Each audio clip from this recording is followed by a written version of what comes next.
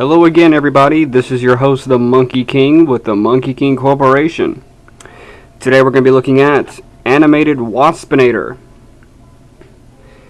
I admit, I wish I had gotten... I was into the series, like the cartoon and whatnot, but I wish I had actually gotten into it, like the toys and everything, because I've seen other reviews on the animated toys, and I don't see a lot of negatives. I see a lot of positives, considering that they handle the kibble well, parts fit in to the whole figure quite well, and they don't ruin the whole cartoon feel of the actual figure. Well, with Waspinator here, it's kind of the same thing. They don't really ruin the figure. It's a very nice figure. Little gimmick is his wings flap. You push down this little tab right here, and his wings flap.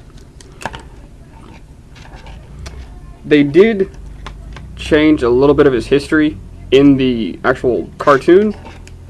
Originally, Waspinator was part of the Beast Wars era, and he was instead of a Decepticon, he was a Predacon, and he was kind of the whole joke of the series. You know, Waspinator going to blow up, and he blows up. His head popped off and everything like that. Waspinator in the Beast Wars was voiced by a man named Scott McNeil, which, if you know Scott McNeil, praise him. He is an awesome voice actor. In this series, Waspinator is voiced by Tom Kenny, which another great voice actor. He does the voice of SpongeBob, but still, Tom Kenny is a great voice actor. And as far as the figure goes, great articulation.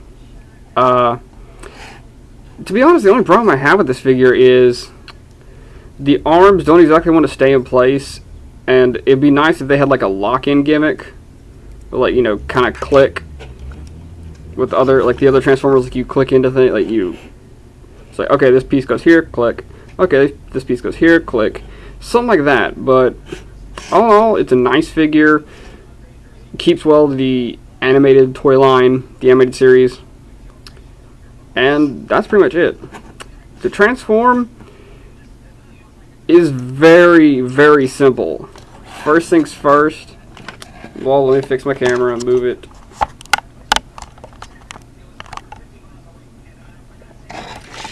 To transform him, you want to move these out. So he's got these little arms. Move his arms out, and then you're going to want to combine these two arms together, and there's a little tab right there that you're going to connect them to.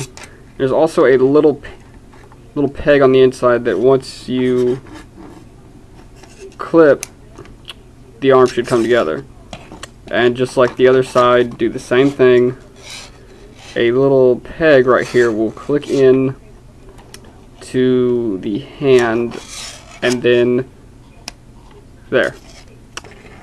And here you have Waspinator.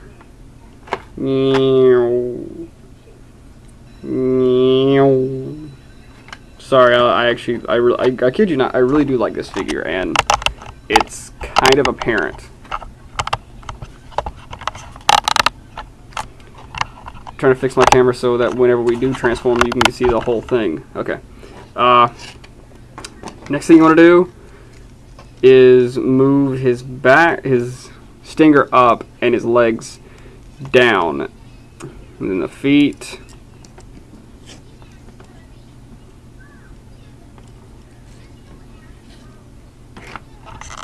Move you up, and almost last but not least, you're gonna move his face down.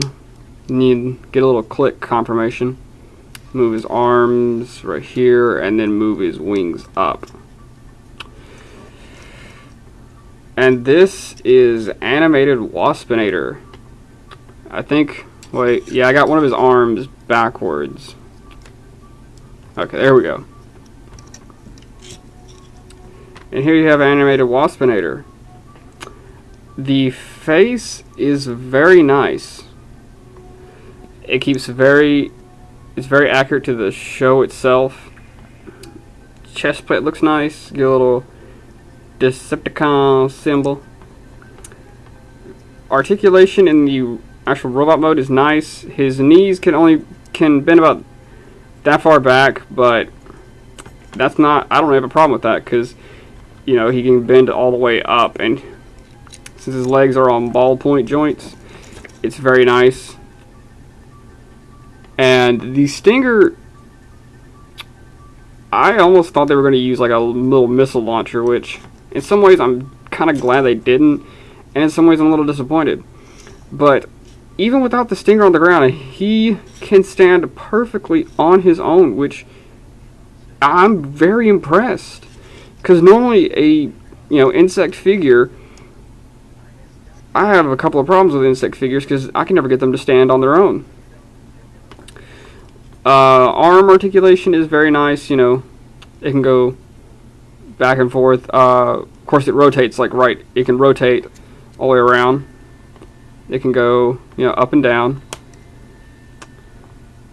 I love his claws. Waspinator. Waspinator, want to touch the pretty bot? Touch, touch.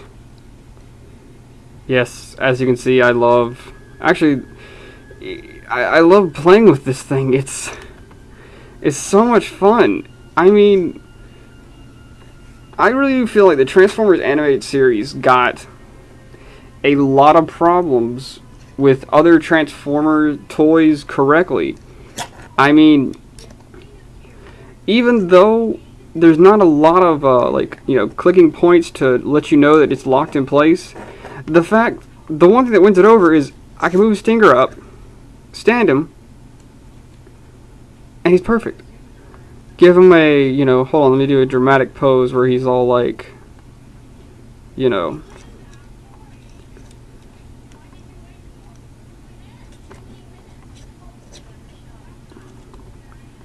see, dramatic pose. Well, almost dramatic pose. Looks kind of weird now, but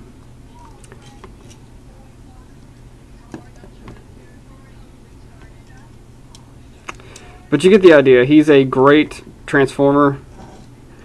If you're like me and you missed your chance to get into the Armada, I mean not the Armada, forgive me, the animated series, I recommend getting into it.